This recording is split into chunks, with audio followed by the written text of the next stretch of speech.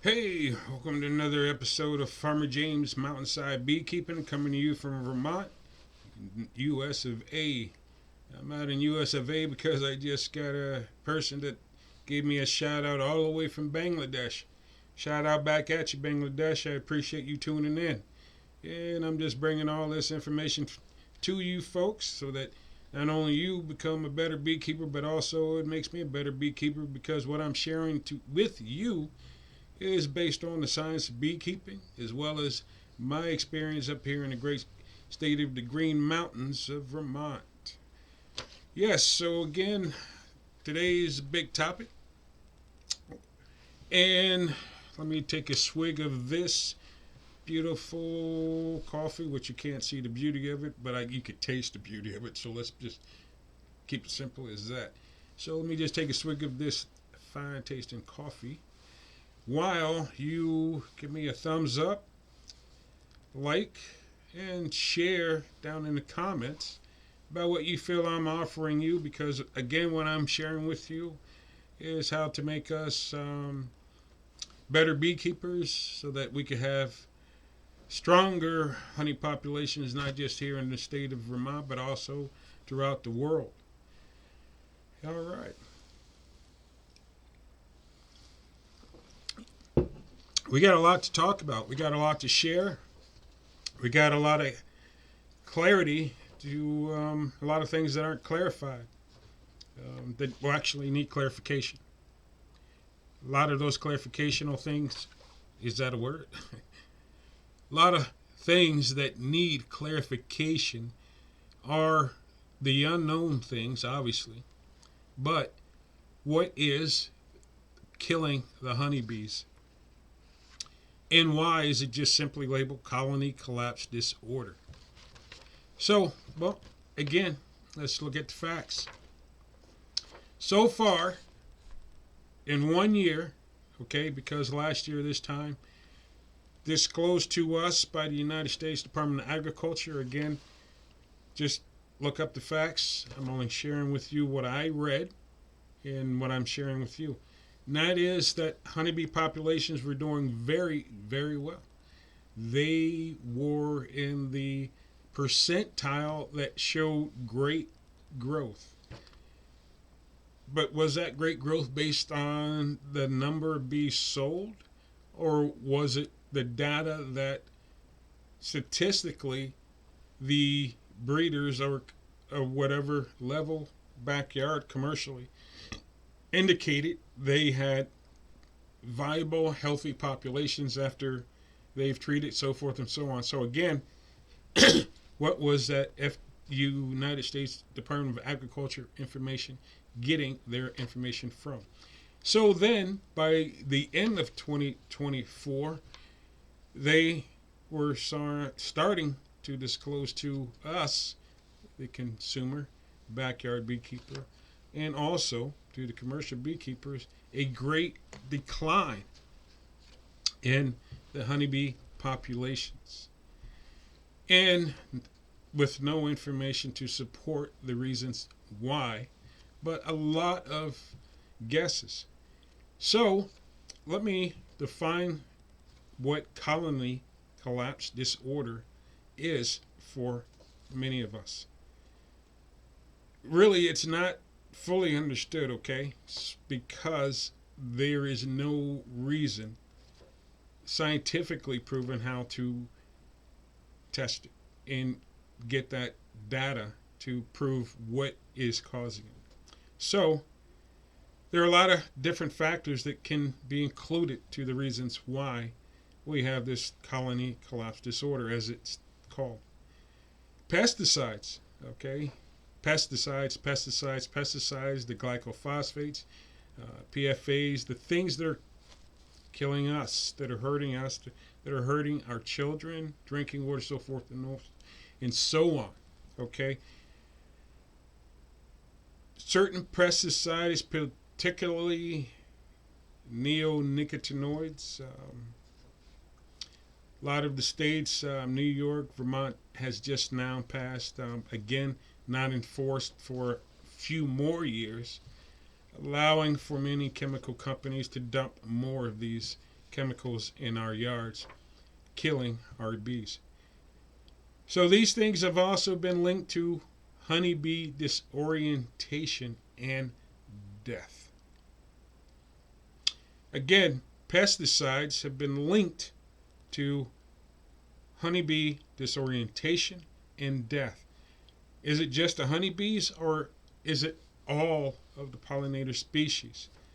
So let's read you some information not shared on our media, those giant media forums, and or actually YouTubers who are not sharing with you a lot of things that, as I said, pesticides are on the top list contributor linked to colony collapse disorder. So there are things going on in our nation. The transportation of uranium through a lot of the country, a lot of the land that honeybees forage on. Is that a fact? Well, ask your neighboring commercial beekeeper, commercial vegetable, produce, fruit grower, orchards, etc. Where are their properties located? Where are the bees going and in that location? And what is being used for these crops? So, yes, uranium is being transported abroad, which is ridiculous because it's a highly contaminant, and it's being transported with, as I listened to from a YouTube show, and you can go in and investigate yourself, with just blue tarps or black tarps, nothing really safe. So imagine, folks, yeah, okay, you can get in your own about what's going on, just transporting uranium. Okay, uranium. That's not even what is being used. Okay, and the neonicotinoids. Anyway, also, what's going on with the lithium warehouses, actually lithium plants that are exploding? One example is in Castroville, California, the salad bowl of America. Castroville, where people are saying they're sick, they are homesteaders that are saying they're going to need to dispose of their livestock because they are concerned that if they are feeling this way and their children and so forth and so on, what about their animals? So there's a huge fear, folks, that we're not being told about what's going on. So where will be this transparency? So, yep, do your research, figure out what's going on, because the honeybees are dying. Folks are dying of various cancers. And, the links are to pesticides. So let's continue. Then we got the parasites, the pathogens that are also linked to a variety of diseases like Nosema fungi, which can weaken colonies. So a lot of these parasites and pathogens, as we know, the varroa mite is the largest. But within us, we also have parasites that cause, and also pathogens. So being an ethnobotanist, I'm versed on pathogens and how to go about defeating these pathogens that cause harm. But there also are good pathogens. So let's not, get confused with all of what's out there that can confuse you. All right. So again, there's a lot of information out there about colony collapse disorder, but they're not explaining what it is, just that it's happening. But then they reverse themselves to go into saying, buy their products, buy whatever they can sell you, but not explaining how you can become a successful beekeeper and only become successful because you're gaining more knowledge about honeybee biology.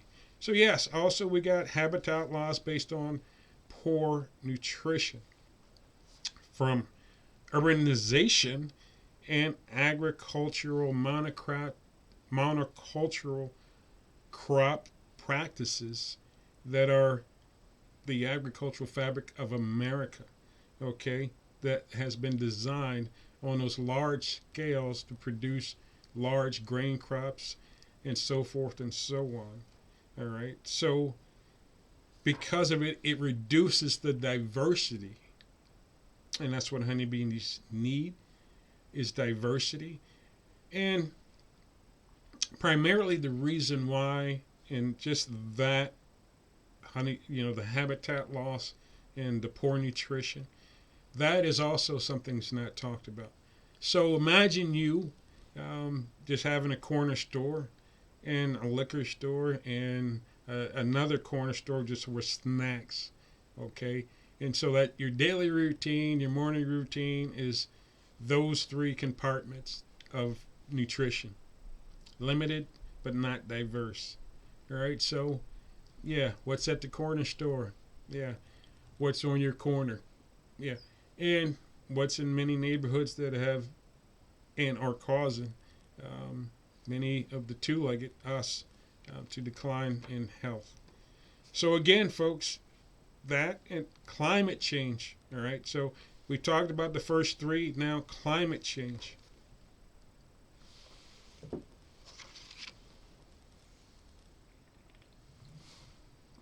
It's here. I wear 4 layers. Okay, 3 hats, 4 layers. Long johns, 2 jackets. All right, a sweater and coat to go outside because this morning was below zero. Now 12 degrees, so I'm not shooting outside because it's too darn cold. And I'm okay that my honeybees can survive this climate change. Because years ago it wasn't consistent cold. It was this up and down roller coaster of temperatures, creating where there could not be any way for the honeybees to create thermal regulation for themselves. So imagine us, based on this climate change, we have flooding. Well, we could go through the alphabet and do it properly. We have air quality sucks. Air, that's A. B, biodiversity sucks. Okay. C, climate sucks. Cold, cold, cold. Hot, cold. Rain, snow, wind, cold, snow. Yes, it's the unknown, which is putting the stress not only on us, because we got to, go to work, we got to drive, we must, yeah. But imagine the honeybees. If I'm wrapping up in 4 layers just to go outside, you get the hint. So yes, climate is affecting the honeybees, is affecting them now, currently. People are preparing to drive across the U.S. of A through the southern belt to get out to California for almond pollination. If there's a cold snap, if it's too rainy, if any of those kind of things disrupt in any way the blossoms, also transportation of these honeybees, then that's disastrous. Honeybees are dying based on, swinging 30 to 40 degree rapid change. So imagine that, if you're getting sick as a two-legged human being, and you think you're physically fit because you go to the gym, you take this, that beverage, you're popping vitamins, but you're still getting sick. Imagine the little creature, the honeybee. No, it can't survive the stress of the climate. So yeah, we got into that, okay, those are the 4 things, all right, pesticides, parasites, pathogens, the habitat loss, poor nutrition, climate change, that crazy extreme weather, which we're going again this week. Today is Monday. Sorry. Today is Tuesday. That's how my brain is frozen, just because it's cold out there. So yes, today's Tuesday. Let me just double check. Right? Yeah, February 11th. So I am confused because even when it's sunny out and I want to go play, it's too darn cold. So imagine when the honeybees, they're like, oh, I want to go out and play and fly. It's too darn cold. Or there's nothing out there. And so then we're beginning to feed them. So do your homework on what nutrition they need based on what's going on in your hive. Pollen, brood, nectar, growth. Pollen, brood, nectar, growth. Yes, you're treating, but imagine you undergoing flu shots, all kinds of freaking shots, vaccination, whatever there is, and you're not eating well. So what's going to happen to you? So yes, get the bees fit, get them healthy before you start treating them for every darn thing in the box. So back to this.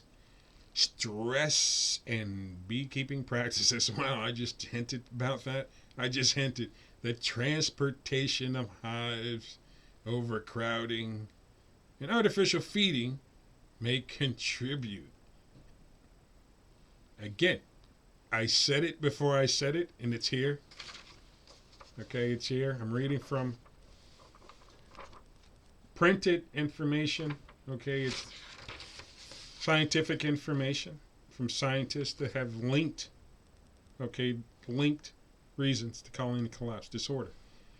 Yes, as I said before I even said it, yes. Frequent transportation of hives. That means back and forth to all of these different pollinator monocrop plantations. Overcrowding because they pack the hives because they get paid. That is they, meaning the commercial beekeepers, for pollination. To have packed hives, and they're judged on being packed. And how artificial feeding may contribute to colony decline. So again, artificial feeding may contribute to colony decline. So that's why I emphasize pay attention to what you're doing. What's in the feed? Is it working? Are you using what you would use? So organic, non-organic, that doesn't matter, right? But that's what we like to consume, organic, because we know it's very healthy. It has the most nutrition. So we want organic, right? But can we feed that to our honeybees? Yes, that's very expensive. So what I mean, find what you can supplement in adding to that 1-to-1 if it's springtime, 2-to-1 going into the fall. All right, you can ask your local beekeeper, commercial beekeeper, Google a person that has knowledge, more knowledge than you do. There are plenty of very, very good books out there, so you can find out facts for yourself. So there is that. I gave you the causes, all right? There are 5, a variety pack of causes. And again, if you like the information I'm sharing, folks, hit that like button. Put your comments down below. Let me know how you feel about what I'm sharing with you today. If it works for you, it works for me, because I'm here to help us become better beekeepers. So hit that like button down below, share your comments, subscribe, help me get in that algorithm where I can bring to you the scientific information and the facts that I gain and share with you about beekeeping, biology, and what we need to do to create great honeybee pollinations. So why is there a great concern about the C.C.D? It's because, again, we don't know. It happens every so often, but when it does, it's devastating. The first time it did, it was, a very low percentile, but this time it is tremendous.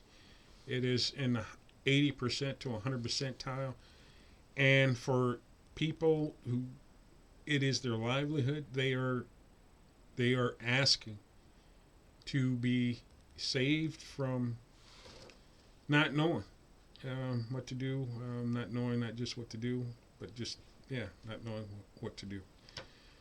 So yes, there is going to be a few things that we will be concerned about from this C.C.D, colony collapse disorder. We're going to be concerned about, Yep, there's going to be a crisis in pollination. So I'll touch base about the agricultural famine.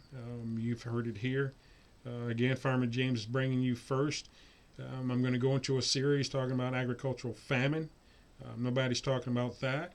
That's happening. It's going to happen. Again, I'm going to share with you the information for you to go about figuring out where it is, to find out what you need to know. Facts are what you need to know, not the fiction. Okay. Yes, we're going to have a huge loss in biodiversity, or that's what that means. To us beekeepers, whether you're on a hobbyist level, sideliner, honey producer, whatever. So if we have a lot of bees decline, then we don't have a good genetic pool of bees to breed from. So that's that biodiversity that we're touching upon. Also, it affects all of the ecosystems. So we don't have pollinators flying around. Birds are pollinators, butterflies are pollinators, honeybees, other bees are pollinators. We're going to lose the biodiversity. And that's the agricultural famine. That's the food diversity famine. Okay, not food famine, but food diversity famine. Okay, so that's the word. The words you've heard here. Okay, the food diversity famine and the agricultural famine. All right. So we're going to focus on those in upcoming episodes. All right. Again, in the economic impact, all right, on agriculture, because it relies on bees for pollination. And reduced pollination, reduced food diversity, and also but abundance. And because of those reduced yields, there's going to be an increase in prices for what we put on our plates. Also, for people who feed their bees, an increase in pricing for things as simple as sugar. Cost demand, gold mine rush, tools. All right. It is now a gold mine rush. Yes, go out there, get your sugar, get whatever you need now, because tariffs are affecting. Donald Trump is putting out tariffs on everything. If people don't know what that means, that simply means all the percentages he's saying out there he's doing, that means it comes back to us in that price hike per percentage. I'm not an economist. I'm just a beekeeper sharing with you my opinion. All right. So again, folks, there are some really crazy things out there with this Connolly, the crap. I'm sorry, it is crap. All right, and it's a disorder. It's really crappy that we don't know yet scientifically what's going on, but we do. Too many pollutants, not enough people out there fighting for the honeybees, okay, which is fighting for us, but first fighting for the honeybees. So because of the pesticide use out there, there's been tremendous, because of the agricultural wasteful practices, because of the laziness of the scientists out there, accepting whatever endowments or whatever Rhodes scholarships, lots of money just to keep continuing splicing honeybees, smashing them to gain what? Data.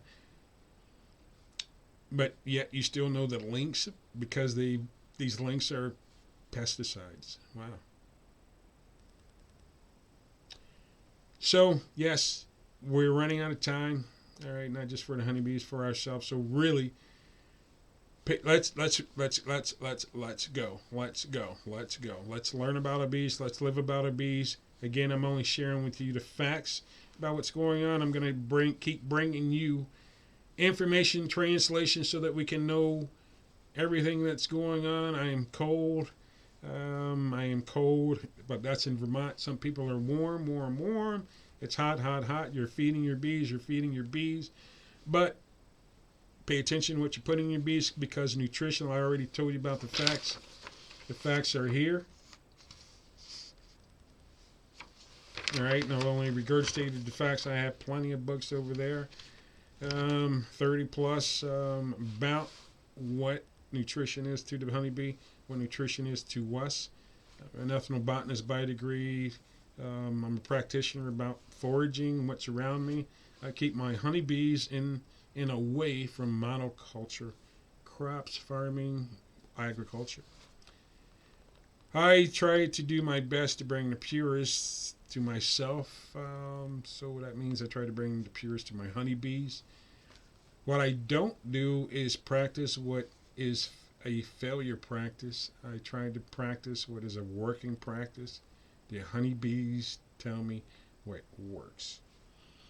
So, folks, again, this is Farmer James. If you like what I've been sharing with you, leave your comments down below. Hit that like button. Again, share in the comments, because by what you share with me helps me and you grow, because we're growing together to learn about honeybees and what it takes to keep the honeybee population growing. And again, I'm just a beekeeper, and I'm sharing with you my opinion. But again, it's bringing you the science, the facts about honeybee keeping, and I'm bringing you the news about honeybee keeping. So go out there, folks, and do the best you can, because I'm going to keep bringing you whatever I find out, because right now I can't work with my bees. They're covered by snow. But some of you are working with the honeybees because it's nice out there, as you already know. Again, it's Farmer James. Thank you. Come in again. I appreciate you. Again, let's take care of those honeybees.